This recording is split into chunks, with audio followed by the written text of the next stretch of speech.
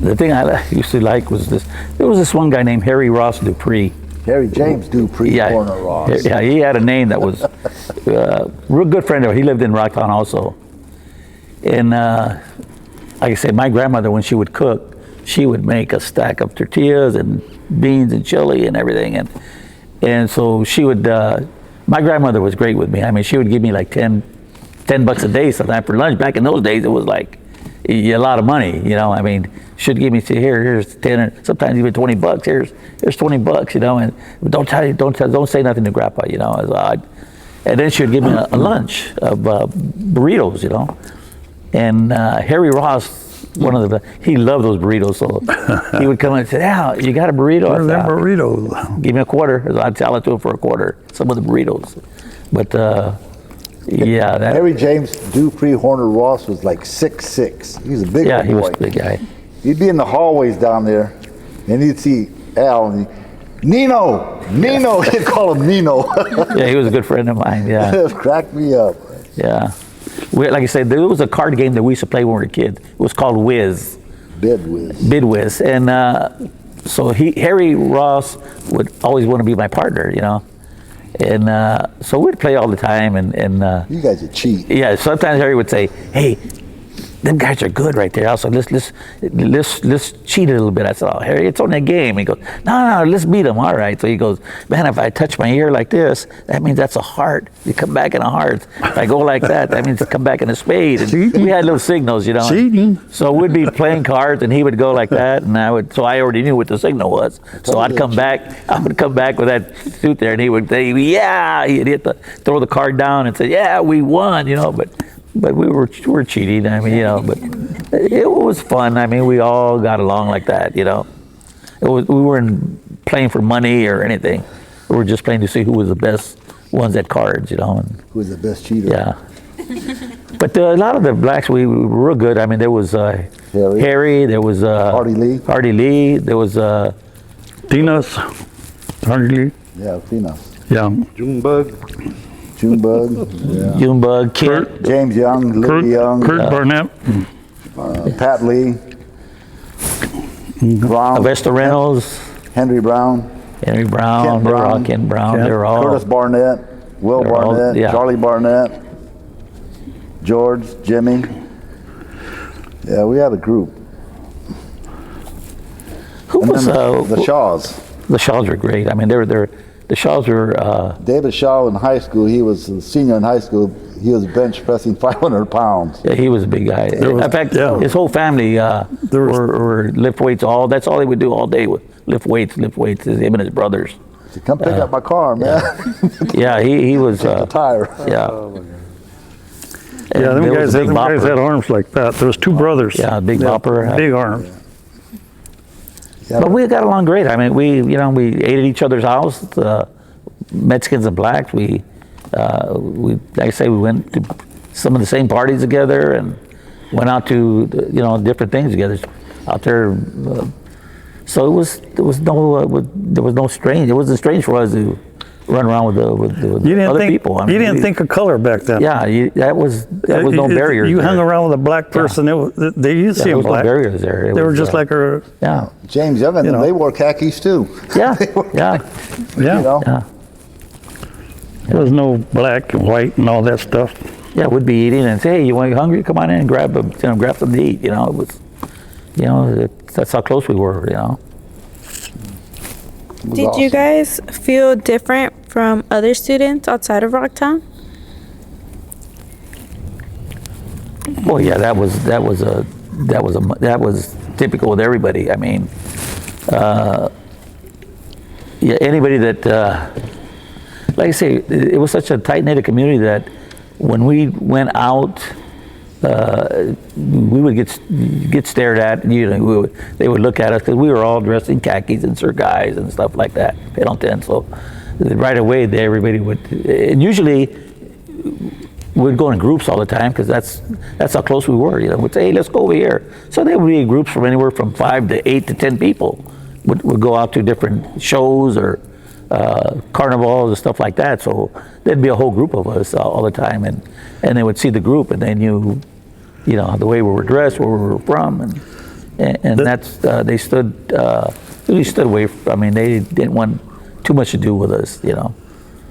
The thing about it too, growing up, and it's a shame that you always had to be on guard.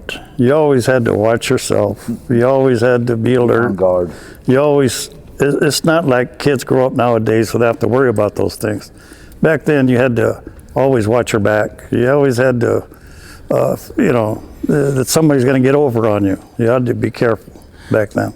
Yeah, I mean, if you went to a party outside the neighborhood, you had to, you'd want to be careful, because we had that stigma where they're from Rocktown. Watch out for them. Don't keep an eye on them, and trouble's coming. So that's how that was. Did you guys feel personally the difference that you guys were from Rocktown, like the stereotypes? Did you guys agree with them? Well, we did agree with them because the thing about it, we were so outcast outside of Rocktown that we were outcasted. When somebody would come into our neighborhood, we didn't want them in our neighborhood either. Then, we would right away. We would, want to know what they're doing there, or in some cases it would get a little worse, where people would get rocks and start throwing rocks at different vehicles and stuff like that, where because they didn't belong there and they didn't live there. And typical, that was not just Rocktown, that was other neighborhoods also that were, especially Mexicans and Hispanics and stuff like that, neighborhoods. Other neighborhoods that we would go to were the same way. We weren't allowed in their neighborhoods. They didn't want us in their neighborhood, and we didn't want them in our neighborhood. That's how it was. And that was basically the way all the Hispanic neighborhoods were.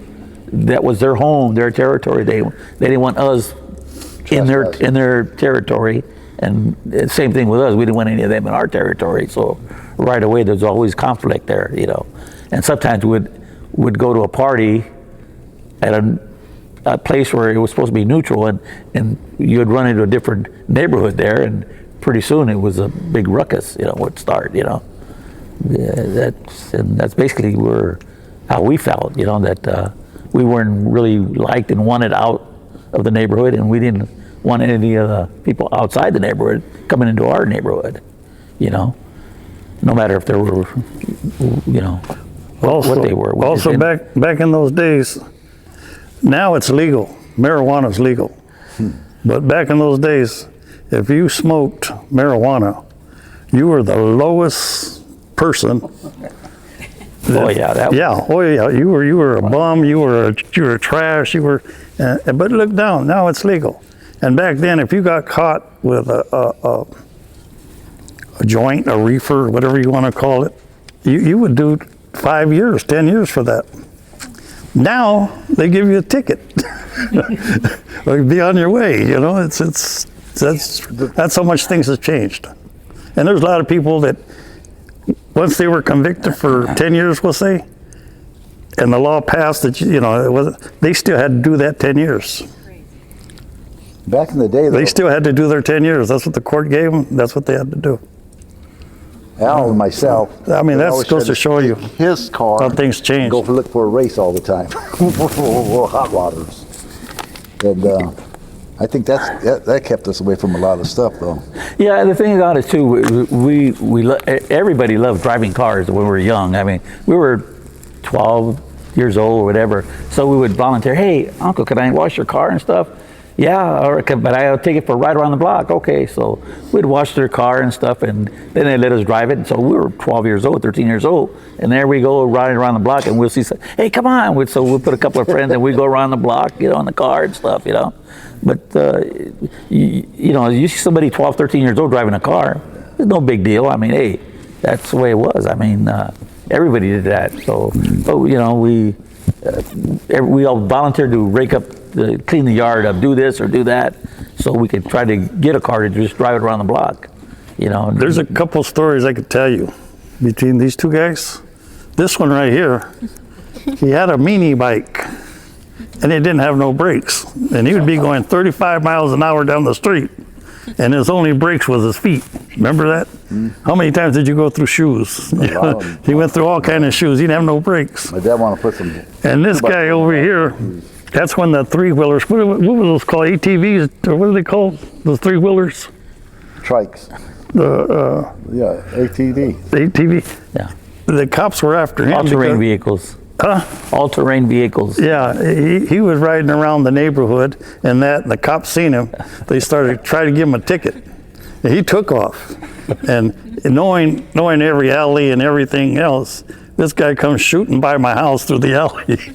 And I'm like, what the hell's going on here? And the cops are behind him. They're trying to catch him. They never got him, you know. Remember that, Al? Yeah. You sure that was me? That was you.